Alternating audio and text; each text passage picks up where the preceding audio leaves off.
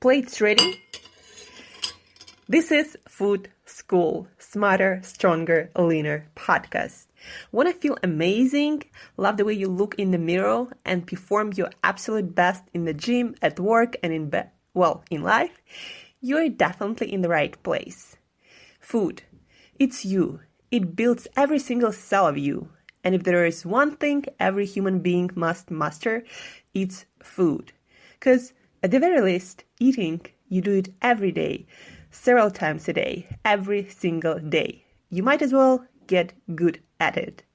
I'm your host, Shurina from Create Yourself That Today, your personal nutritionist and plate watcher, your diet guide and explorer, your fat loss coach and food inspector.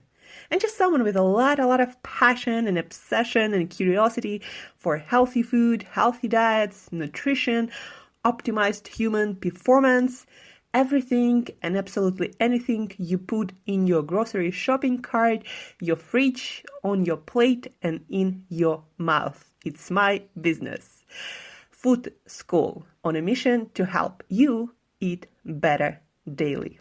It's the last time I talk about food. It's the last time I talk about food. Hey guys, and welcome back to another episode of Food School Smarter, Stronger, Leaner podcast. How did you do yesterday with our episode about nutrition basics and how to satisfy your nutrition needs as much as possible with food? How to bulletproof as much as possible your daily meal planning, your daily nutrition meals.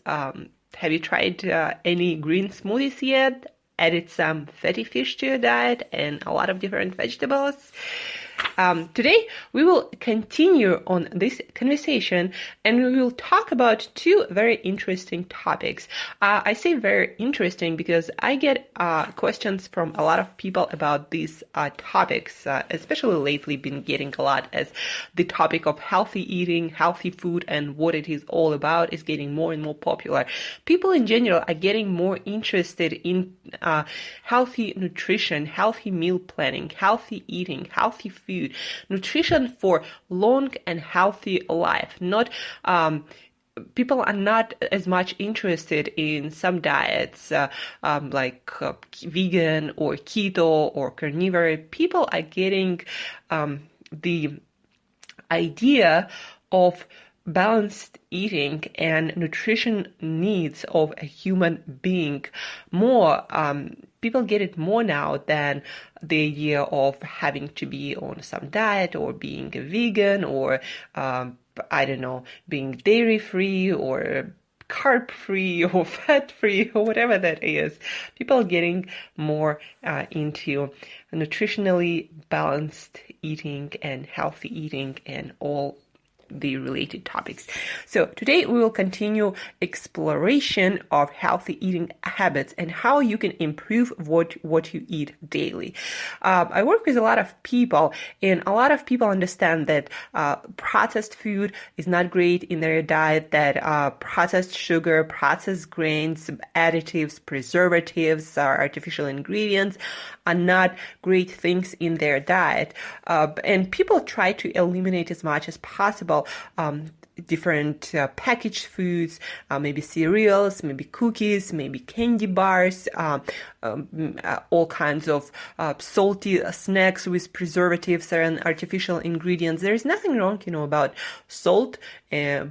What is wrong is a lot of salty snacks also are high fat, also might have some trans fats or just have artificial ingredients or some preservatives or some ingredients that are just questionable and nobody really knows how they affect long-term health.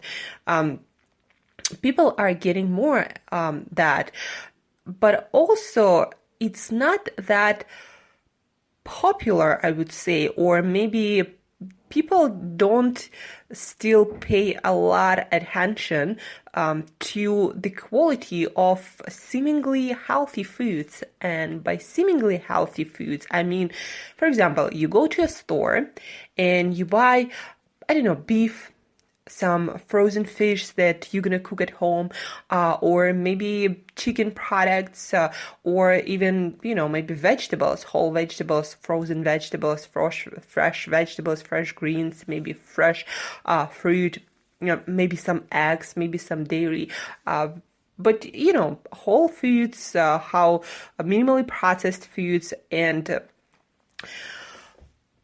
people get that and they believe this is the healthiest thing they can do, or this is as good as it gets. But guys, you got to understand that it really matters what your food eats or how your food was treated. What do I mean by that? So if chicken that you eat, or if beef that you eat, or fish that you eat was exposed to some toxins, or was treated with hormones, with antibiotics, or was sick during their life, the nutrition of that particular meat and the healthiness of that product going to be different depending on the source, on whether your fish was wild, whether your beef or cows were pasture raised and were fed good food, and maybe we were grazing on grass instead of fed not really natural cows diet like grains and all kinds of really junky food ingredients, and then the cows would get sick and they would be treated with antibiotics, with growth hormones that actually end up being in your body. And then you might be eating that healthy whole food diet, healthy quote unquote, and you still might have a lot of health problems if you eat conventionally grown chicken, meat, if you eat farm-raised fish, or fish that was exposed to a lot of toxins in their life, right? And our oceans getting dirtier and dirtier, but still, wild fish, there is a lot of good fish and good seafood, and there is sustainably grown cows, and there is pasture raised chicken or pastured chicken. And also, for example, if you buy eggs from pastured chickens who just roam around and eat, insects and grasses, their natural diet, chicken diet, the eggs of those chicken will be completely different nutritionally from eggs that you would get from chickens that were in, on a farm in closed conditions, maybe in cages, and maybe they were eating each other's tails, Animals go crazy in those conditions, and they get sick, and they eat each other's feces, and they, if you, for example, some pigs, for example, when you held them, keep them in closed conditions, they start biting each other and eating each other's parts, especially if they start bleeding or dying. It's just, horrible. When you watch some of those documentaries, it just really like, it's disease and feces and dirt and all that stuff. And part of it, a lot of it, especially hormones, especially antibiotics, is going to end up in that produce that you're eating. And if you're eating non-organic fresh greens, for example, even when you maybe juice them or put them in your smoothie, you're going to get all of that in your body. And it's proven that when you change the quality of your foods, from non-organic, from conventional to organic, to grass-fed, to pastured, your health improves a lot, and the amount of pesticides in your body and those, toxins, they also, the amount of them reduce dramatically. And of course, that's going to affect your health on so many levels. So when you think about improving the quality of your diet further, and if you're eating already a healthy diet, whole foods mostly, and cooked and prepared in a healthy way, then look into other aspects of healthy eating that are very, very important. Look at where your food comes from. Where do you get your meat from, your chickens, your seafood, especially animal foods, especially foods with a lot of fats. When I say, for example, eat a lot of fatty fish, you gotta really make sure that you're getting the best possible quality of that fish. And fish and animals store most of the toxins in their fat tissue. Therefore, if you're eating animal fat of animal that was sick and stored a lot of toxins during their life in their fatty tissue, all that stuff gonna end up in your body, and that's not gonna improve your health for sure. That might be really bad for your health, depending, on the quality, depending on the origins of your food. So the next step for you when you're already eating whole foods cooked in a healthy way is to start paying attention to the quality of the source of your whole foods, where it's grown, how it's grown. Sustainability is also an issue. The more sustainably our food is grown, the better the quality it's going to be at the end. The better the soil, the better the environment, and of course all of that ends up in our food supply and in our bodies eventually. But the point of this short conversation is, if you're eating a whole food diet and you still don't feel well really, and you might have some health problems that seem not to go away, then look at the quality of all of your foods, and also not just of your foods, but also the body care, the skin care that you use, because what you put on your body, on your skin, gonna end up inside of you. It doesn't just go away.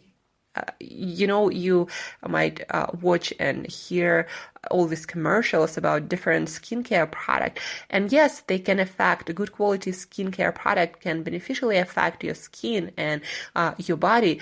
But you know why? Because it's being absorbed by your body. Your body eats it. So if you eat conventional skincare or body care, like I never use any more of those things, because I can literally feel that, like how my skin reacts. Like sometimes when I put I don't do that anymore, but if I end up in a hotel and for some reason I don't have my body care, my skincare with me, and I put on my body some shampoo or some shower gel or some body lotion that has all these toxins, I can feel them on my tongue, and that's how sensitive my body got. So I put something on my legs and then I feel it on my tongue, and it's like eating it. So guys, be really careful what you put on your body.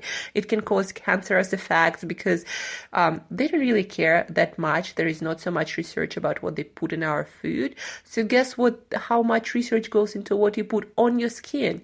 Even less. So take care of the quality of ingredients in your food, what your cows or or chickens or fish that you eat, what do they eat? Are they pasteurized? Are they grass-fed? Or they conventionally grown? And that means probably a lot of antibiotics and a lot of hormones.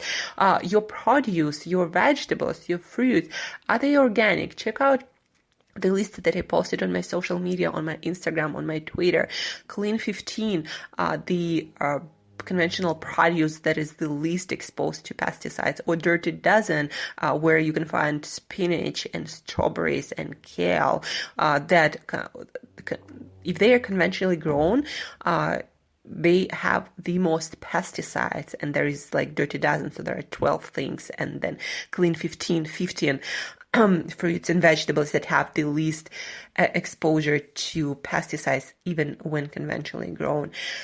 So that's one of the topic of today's conversation. Get deeper into learning about your food, where it comes from, where the origins of your food, and also skincare and body care.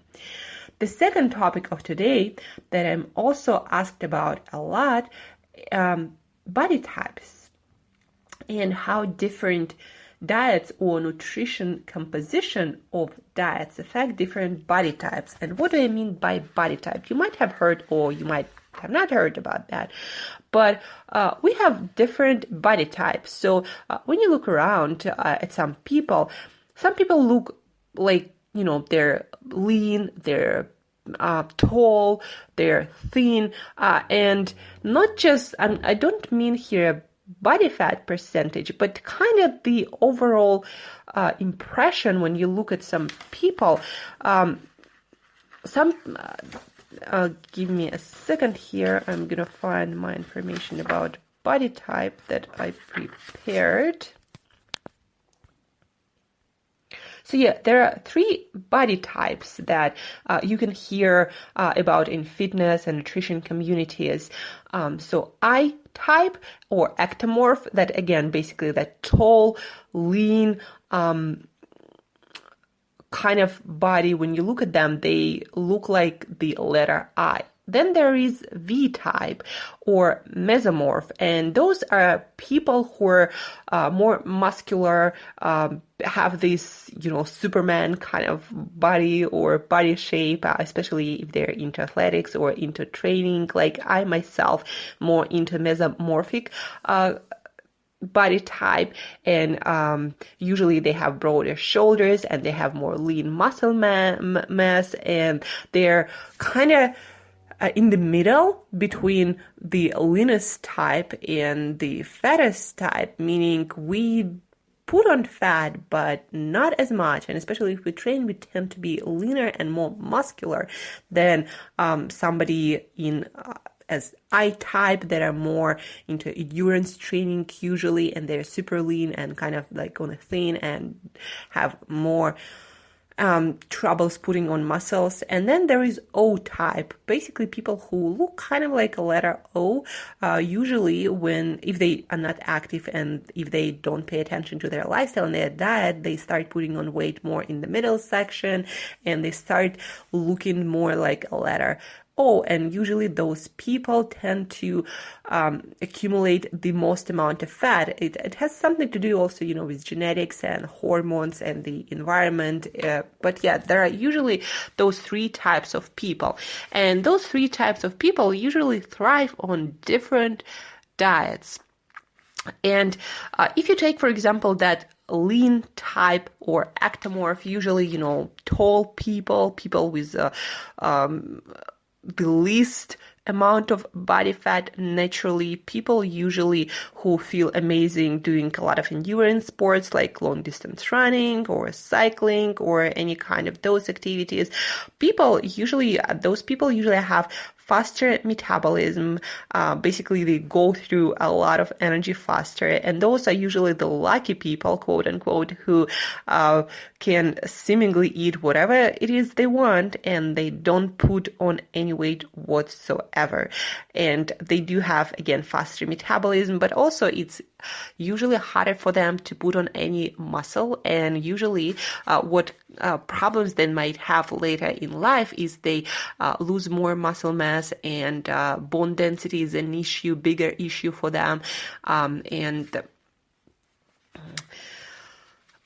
if they do not train and do not pay attention to the quality of the foods they eat, even though they will not put on a lot of weight at all, but they might have problems with their metabolism, and they might have metabolic disease and heart disease and inflammation, but that's not going to necessarily manifest in more body fat. So those people, why we are talking about body types, because those people usually, for example, the lean type, they thrive on a higher carbohydrate diet. So it doesn't mean that, they eat a lot of processed foods, but they might feel much, much better and do much better health-wise and energy-wise when most of their calories, like 55-60% of their calories come from healthy carbohydrates. Then, average amount of protein, like 25% of calories come from protein, and then maybe somewhere around 20% come from fat. So that is basically lower fats, higher healthy carbohydrates, and of average protein to satisfy your needs.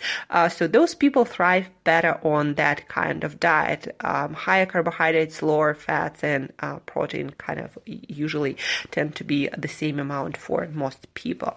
Then if we take mesomorphic type of people, or kind of like myself, so basically average height, are more muscular, like we tend to put on muscles easier. And when we eat a lot and when we are active, we tend to put most of our energy, excess energy, into muscles if we train. If we do not train, then of course it's gonna go into fat, but we still tend to be pretty muscular, pretty proportional. And when we do put on weight, we kind of put it everywhere, and not in our abdominal area or on our hips, but kind of a little bit everywhere. And when we train, we tend to be more muscular. And for us, for mesomorphic kind of people or V-type people, more of a balanced diet will work best, and we do better on more hypertrophy kind of training, more like sprint training, strength training. So not as much into running marathons or endurance or cycling for many, many miles. Even though, like today I ran 5K. So it's not like we are incapable of running. We can be pretty good, but probably not world class, and it's not our natural, not the kind of training that we would naturally engage. And so for us, mesomorphic kind of people, also the same type of body, a lot of bodybuilders, a lot of fitness model might have that kind of body with a good muscle tone, with average height usually, with pretty lean physique, especially when active. So for us, the best nutrition, and I find it's kind of true, is somewhere more of a balanced diet, meaning macronutrients are kind of like evenly distributed. So our carbohydrates probably would be somewhere around 35-40% of calories. Our protein might be a little bit higher because of higher muscle mass, usually somewhere around 30-35%. And then our fats also around somewhere 30%. So kind of probably the zone diet would be a perfect diet for that body type. And we also tend to feel better and perform better on that kind of diet. And that's what you want to understand, that depending on your body type, you might do better on a particular diet. That's why, there are all these kinds of diets, and there are tribes of people that just swear by that diet, but usually it's because they found that diet that works really well with their body type, their metabolism, their skeletal structure, their hormonal environment. And that's why you want to learn about those body types to try the approach that might work better for your body type. And when it works better, it means that you have to struggle and suffer and have the notion of some kind of rules. You have to suffer and struggle much, much less when you find something that suits your body type and your particular metabolism. And then we go to the third body type, is O body type. Basically, people tend to have the slowest metabolism. But guys, also want you to understand that slow metabolism doesn't mean it's bad. Actually, it's pretty good, because what it means is that your body is really damn efficient with making energy from what you eat. And if we were in caveman times, you would probably survive much better. And there is a whole theory that we might get that obesity epidemic because people who were really efficient with energy storage and extracting energy from foods survived the most during caveman time when food was scarce. And now in our environment of food abundance, those same time kind of people do not do that well, because now the importance of storing energy or being super efficient with it is not beneficial anymore. Because you have so much food and you extract a lot of energy from it, and you get a lot of excess energy, and your metabolism is slower, and also the quality of food is not the best. And so you end up holding on to all of that, to energy, to fats, but also to possible toxins in that food, and that negatively affects your health. So in caveman time, you would be the star. Now, not so much. So you gotta be careful not to eat too much of the wrong foods. And also, whoever is O type, tend to not be as active naturally, so you are more wired for less activity, and so it's not your fault. You're not like broken or lazy.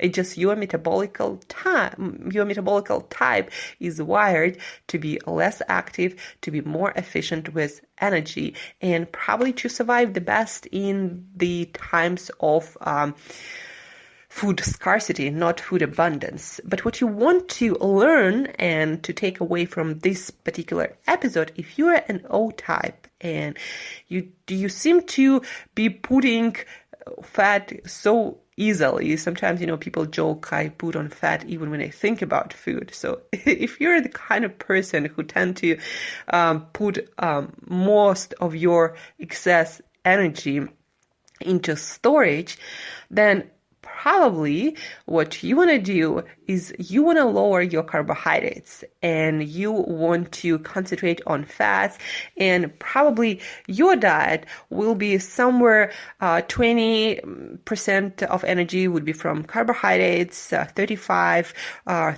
from proteins, and then 45 from fats. So you're the kind of person who's going to thrive on keto diet, on low carb diet.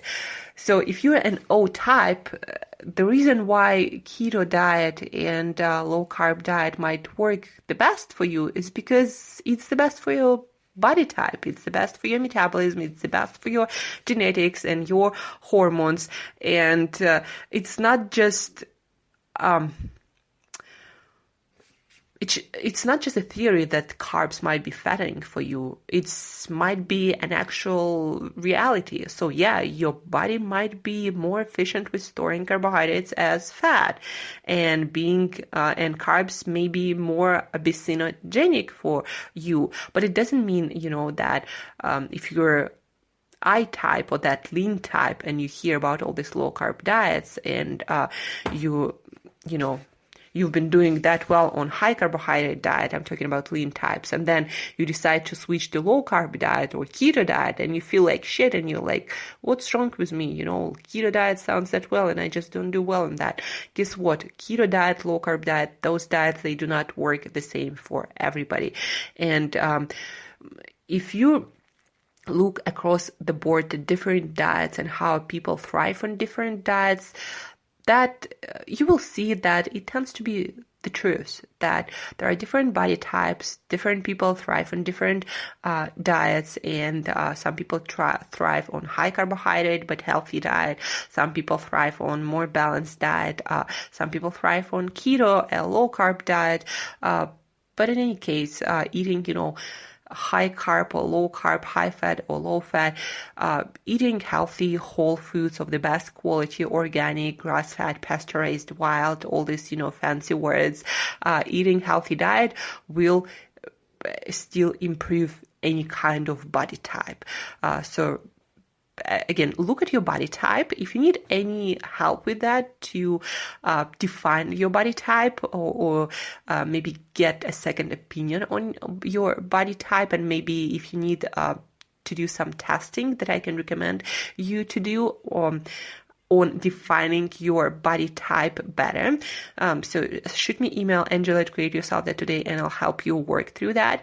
And based on that, you can start implementing this advice. So for O type or slow metabolism type who tend to put on more fat, we can create a low carbohydrate, higher fat diet for you. For someone who is like myself, more mesomorphic or athletic or muscly kind of type, you will thrive on more or less balanced diet, equal energy from carbohydrates, fats, and proteins. And then somebody who is more of a lean, tall body type, you would probably thrive better and live longer and happier on a higher carbohydrate diet. But again, whole foods, good quality, of course. So shoot me email if you want to work through that. And that's it for today, guys. So don't be upset if, you're O type and you cannot afford to eat all the carbohydrates you want, because it negatively affects your body composition, your energy levels, your performance, mental and physical, your health and longevity. Don't be mad at yourself or at that fact, but accept it and build your life around something that works for you. It's better to be grounded in reality and make your life work the best way for you than be not grounding and be wishing and suffer your whole life. So yeah, define your homework for today. Define or at least get a better idea of your body type and start building your meal plan, your diet, your nutrition based on that. And of course, go for the best quality of foods, organic, pastured, grass-fed, wild, all that really, really matters, guys. So that's it for today's episode. For the next 3 days, we will talk a lot about longevity, guys. And of course, I'm going to bring to you some food news and some food stories. So stay tuned for longevity, for good quality food news. And as usual, till next time, eat better daily.